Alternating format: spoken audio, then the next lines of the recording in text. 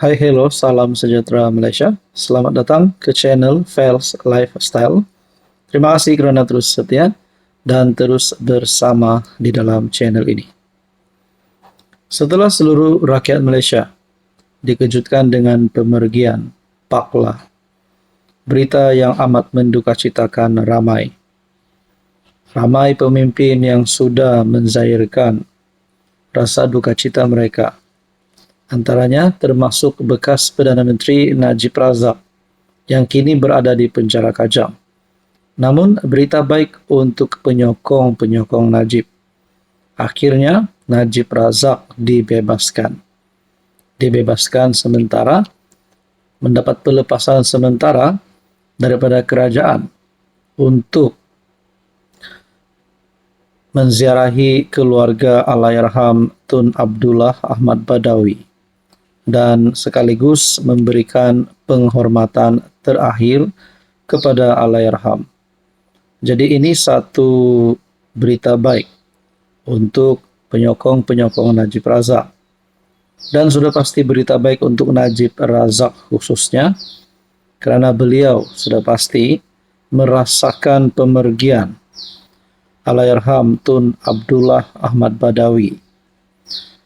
Dalam satu kenyataan perkongsian daripada FB page Najib Razak, penghargaan kepada mahkamah atas pelepasan dan kepimpinan kerajaan serta jabatan penjara atas keizinan yang diberikan pagi tadi. Menziarahi keluarga Allahyarham Tun Abdullah Ahmad Badawi dan memberikan penghormatan terakhir kepada Allahyarham. Al-Fatihah. Saudara-saudara, ini bagi saya satu consideration ataupun pertimbangan yang sangat baik daripada pihak-pihak berkuasa, terutamanya daripada jabatan penjara yang pertama, dan juga kepada mahkamah atas pelepasan serta kepimpinan kerajaan hari ini. Pada akhirnya walaupun Najib dibebaskan sementara sahaja, tapi ini sudah pasti cukup untuk Najib. Sudah pasti Najib Razak akan berasa sangat bersyukur kerana dapat menziarahi keluarga Allahyarham Tun Abdullah Ahmad Badawi. Dan yang paling penting, berkesempatan untuk memberikan penghormatan terakhir kepada Allahyarham. Hai, hello, salam sejahtera Malaysia. Selamat datang ke channel Fels Lifestyle. Terima kasih kerana terus setia dan terus bersama di dalam channel ini. Setelah pemergian Pak Lah, setelah satu Malaysia digemparkan dengan berita duka cita ini, akhirnya terdedahlah cerita bagaimana Pak Lah bantu selamatkan nyawa Anwar. Mungkin ini menjadi rahsia kepada ramai orang yang tidak pernah mengetahui. Bagi saya ini adalah satu rahsia, kerana secara pribadi saya sendiri baru tahu cerita ini hari ini. Artikel dikongsikan melalui Malaysia Kini bertarikh 15 April. Dalam satu wawancara dengan Malaysia Kini pada tahun 2008, seorang bekas orang kanan Anwar Ibrahim mendedahkan apa sebenarnya yang berlaku di sebalik tabir ketika pentadbiran Abdullah Ahmad Badawi, khususnya berkaitan keadaan kesihatan Presiden PKR itu yang semakin merosot 4 tahun sebelumnya. Mengulas mengenai pertemuan dengan pemimpin UMNO pada tahun 2004 dan hubungannya dengan KJ, Ezam Muhammad Noor menjelaskan dia melihat usaha untuk menariknya kembali kepada UMNO sebagai peluang untuk melakukan rundingan bebas bagi membebaskan Anwar daripada penjara atau sekurang-kurangnya mendapatkan kebenaran agar Anwar menerima rawatan di luar negara. Pada masa itu, keadaan Datuk Seri Anwar adalah kritikal. Nampaknya, pada ketika ini, Anwar adalah dalam keadaan yang kritikal. Setelah bincang dengan beberapa teman senior dan kawan-kawan lama Anwar sendiri, yang non-partisan dan sebagainya, maka mereka merasakan keutamaan harus untuk menyelamatkan Anwar Ibrahim. Sebab itu kita melangkah untuk membuat keputusan untuk memulakan perbincangan dengan pemimpin UMNO. Selepas pilihan raya, keadaan Datuk Seri Anwar semakin teruk, semakin kritikal selepas pilihan raya di mana BN menang besar. Datin Seri Wan Aziza jumpa saya minta supaya diusahakan untuk perawatan. Katanya sambil menambah meskipun pelbagai usaha dilakukan, mesej tersebut pada awalnya tidak sampai kepada Abdullah.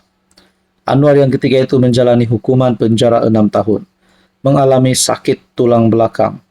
Selepas Mahkamah Persekutuan membatalkan sabitan kes liwat pada September 2004, dia menjalani pembadahan di Munich, Jerman.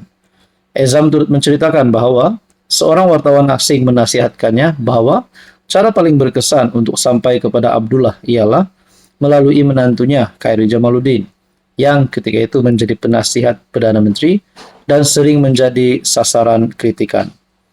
Sejurus selepas pilihan raya, dekat-dekat dengan tarik Anwar bebas, September 2004, jadi mungkin Mei atau Jun, saya cari Khairi melalui kontak di London, melalui kawan-kawan. Akhirnya saya dapat jumpa Khairi. Disitulah bermulanya hubungan saya dengan Khairi. Masa itu dia belum jadi naib ketua pemuda dan saya bagi tahu dia kebimbangan kita tentang keadaan kesihatan Datuk Seri Anwar dan mintalah sampai kepada PM. Selepas 2 pertemuan, KJ aturkan pertemuan antara Datuk Seri Abdullah dengan Datin Seri Wan Aziza di pejabat PM.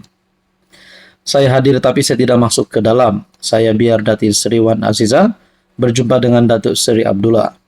Saya tidak tahu secara terperinci apa yang dibincangkan, tapi pada asasnya ialah untuk kesihatan, perubatan dan minta Anwar dikeluarkan dari penjara, duduk hospital, sebab masa itu dia berulang kerana tidak ada pihak berkuasa yang berani benarkan Anwar duduk di hospital, ujarnya. Ezam berkata Abdullah kemudian menghubungi Menteri Kesihatan dan mengarahkan agar Anwar segera dikeluarkan daripada penjara. Masa itu juga Paklah ambil telefon, hubungi Menteri Kesihatan dan arahkan. Masa itu petang dah keluarkan Anwar Ibrahim on the spot dan lepas tu kita minta rawatan ke luar negara. Paklah tak committed, dia kata dia akan tengok. Dan ketiganya Datin Seri Wan Azizah minta Paklah adil dalam penghakiman kes rayuan Anwar di Mahkamah Persekutuan. Jangan campur seperti Dr. Mahathir. Paklah beri komitmen, dia tak akan campur, katanya lagi.